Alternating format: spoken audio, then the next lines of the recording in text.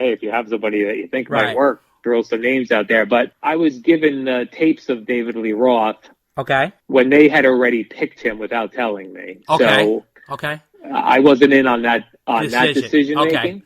Yeah. Oh, so you don't know how they were sitting around at the table and saying, "Hey, you know what? I think David Lee Roth might be good for a morning show." No, but I know that over the years on K-Rock and on WBCN in Boston, on the classic rock stations, David had done a number of DJ shifts at night. And I really did think he had a cool vibe for the nighttime. Sure.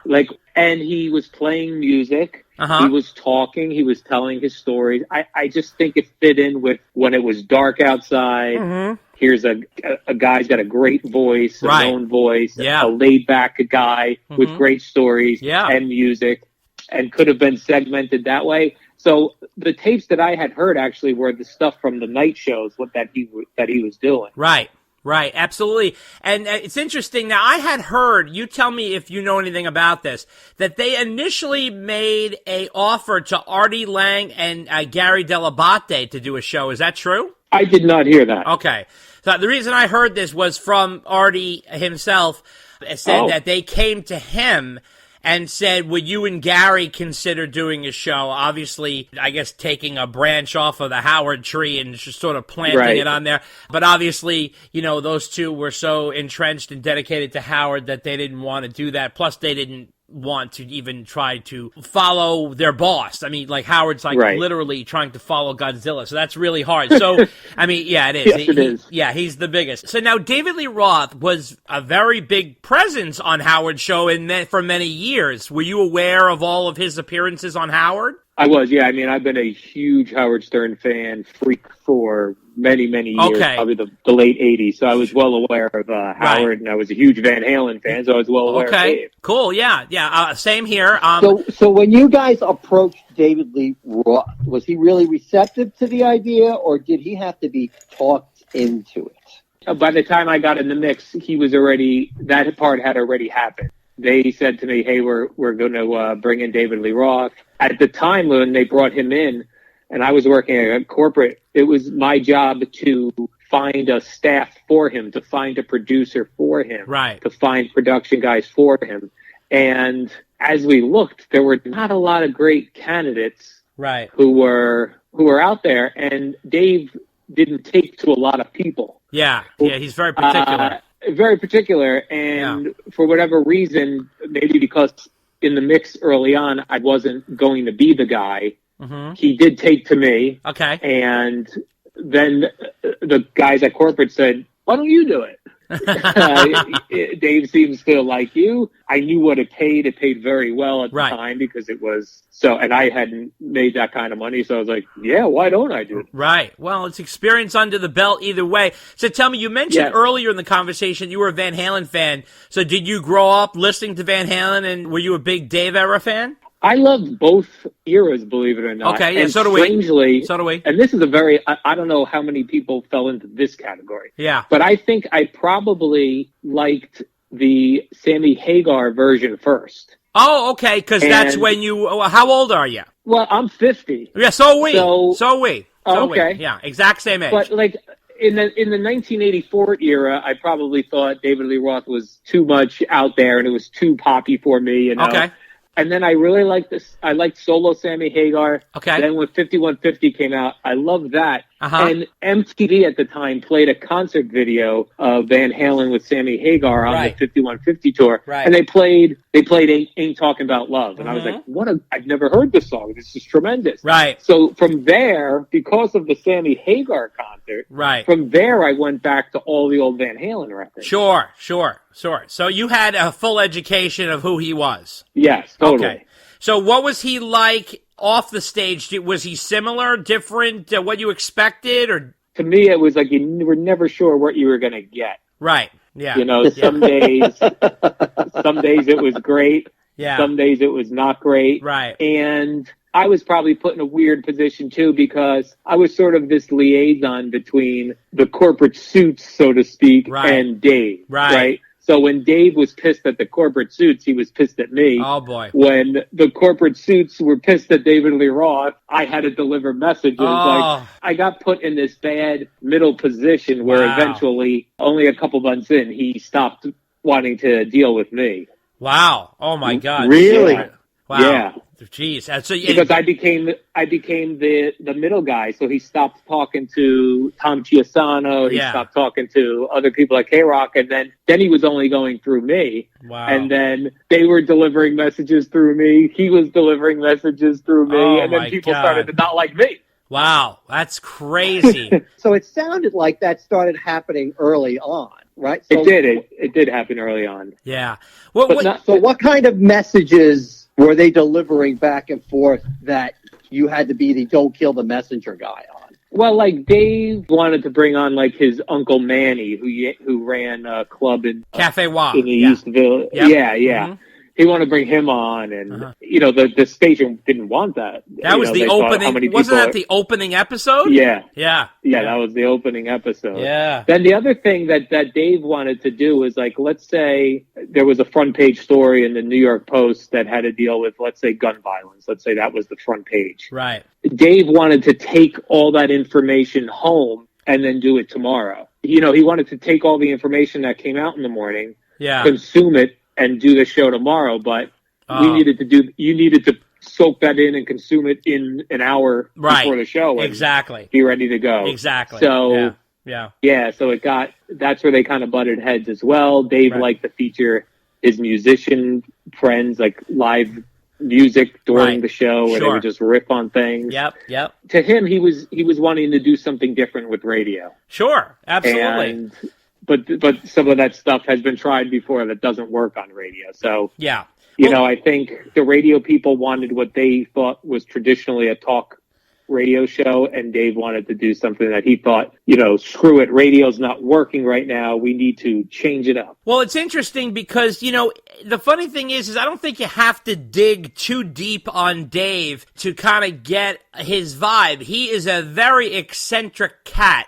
He's unique. He's actually very bright and sharp, very creative. However, he's an acquired taste. And the thing is that I'm surprised that the corporate brass would go with such a hard left from Howard. Yeah. I mean, you're literally moving completely away from comedy, too. I mean, you're going from relatability and comedy and topical to eccentric and quirk and out there. I mean, really, and I love Dave, and I think he's got one of the most interesting tones and voices, and I love his mind, and I think he's wild to listen to. He's a great storyteller, but if you give him enough rope, he will choke you. So, he's... Yeah, because he likes to be the alpha dog, too. Yeah, and I'm just surprised that, nobody at the higher brass at the radio station picked up on any of that. No. I thought he would just listen to,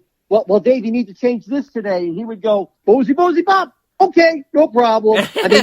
Were those their expectations from him? Well, I think also some of the guys, like I think the radio group had also brought in some guys that had done TV programming on MTV and VH1. And that time back then, the popular shows on like VH1 and MTV were reality stars with guys like David Lee Roth would have fit in perfect for that. And I think they wanted to see if they can transfer that onto the radio. And so instead of getting an hour-long Osborne show that they take a week's worth of material and boil it down to an hour, right? You put Dave on and you're getting 20 hours a week of it. Right. Absolutely. On the radio versus TV. Absolutely. Yeah, so I think everyone was trying something Ozzy different. Out. Yeah. You can edit Ozzy. Right. You can't edit live radio. No, yeah. Well, right. Or even say, like, Ozzy thinks this is the way to do it. It's going to take 2 hours, but we're just going to take 5 minutes anyway. Let him do the 2 hours, and we'll just take our 5 minutes. You can't do that on the radio. You can't say, we'll let Dave talk to his Uncle Manny for 2 hours, and then we'll edit the 2 best minutes. Right. It doesn't work like that. Right. So now, at what point and how far in was the oh shit moment? I would say that first show. Wow, really? Yeah. Really? So what happened after or during the first show? I mean, I know, he was very adamant about putting his Uncle Manny on. And then it was probably sort of one of those things where it's like, well, let him do this, and then we'll take it from there after this first. This seems very important to him to do. Right. Maybe as some way to establish New York roots of some sort. I don't know. But I think we're going to let him do that and then hope that you would be able to change him a little ways down the road. Now, the interesting thing about that was I remember listening to it. So, that was such a strange first show because it was obvious that Dave has such love for his Uncle Manny, and his Uncle Manny is a New York City legend for sure. Right. He started the Cafe Wah, and he had people that he brought up down there like Bob Dylan and Lenny Bruce and Richard Pryor. I mean, it was a real legendary place, and he's a legendary guy, or was. The guy who passed on, and he's certainly an interesting character. But it was like Dave was sitting there like with a cigar and just talking with his Uncle Manny. And meanwhile, this is like a national huge radio station that where all the eyes were on because Howard left, which was such a big gaping hole. And New York lived and died by Howard's radio show, as everybody knows, and all the eyes were going to be on Dave. I mean, what I was thinking, as a David Lee Roth fan, is like, it'd be fun to hear Dave tell wild backstage stories or, sort of relate to the people who he is, and he's an interesting character, and let me tell you, that guy could talk for days. I mean, he really knows how to talk. He does have the gift of gab. He's got a really interesting voice. He is funny. He is smart. He is fast. He is quick. But I think his perception of a morning show was way off the mark from where the brass was at. It's like trying to bite into chocolate and you're tasting like mango. I mean, it's like, it was like, wow, that's not what I expected. It was just totally different, and like you said. It would have worked great, I think, as a podcast, which didn't exist back then. If he were to do that, the Van Halen fans from around the world and all that stuff would have been able to tune into it. It could have been different, and you could consume it at different times. But he's just, the bottom line is that is a nighttime guy, right? And he was doing a morning show, right? That's for sure. That's for sure. Now, was Dave originally given carte blanche to do whatever he wanted on the show, and then the brass later regretted that move and started to try to impose things on him? It's funny because I always felt like, and the people who were in charge of that are no longer there, so I think most of them are gone. But my feeling always was that Dave was told, you can do whatever you want, and then management was told, you better control him. So I think I think both of them were probably told, you're in charge. Right, that's interesting. That's the way it always felt to me. Yeah. Did they give him notes? I mean, did they have like meetings with him, and were you in those meetings? Yeah, I was in some of those meetings. Yeah, he did not care for notes. I can imagine. So, I mean, you're talking about it's like literally he was not interested. Yeah, it's like trying to put a saddle on a bucking bronco. I mean, it literally is impossible. But the funny thing is that one thing about Dave, he is who he is. He's never pretended to be anybody else. He's very distinct in who he is.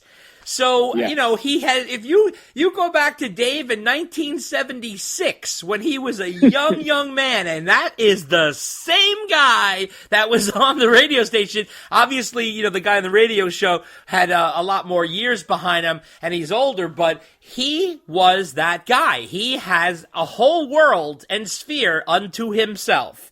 And that is... And you guys being huge Van Halen fans and doing this podcast, I've always heard the same thing about Eddie Van Halen. Oh, yeah. So to me, I was like, how did these two exist? Right. Ever? Like, I know they fought down the road, but the fact that they were able to put that many records out. Right. With both of them being nutty. Right. The interesting thing is, this is the thing, and we can explain that to you real quick, is that, first of all, they became incredibly famous at a very, very young age. Even before they were, quote-unquote, famous to the world, they were famous from where they were from. So in Pasadena, they were like the kings of the county over there. So They were selling out 2,000-3,000 seats before they even had a record contract. So what it was is the genius of Van Halen is Dave's incredible genius with Ed's musical genius just created spark.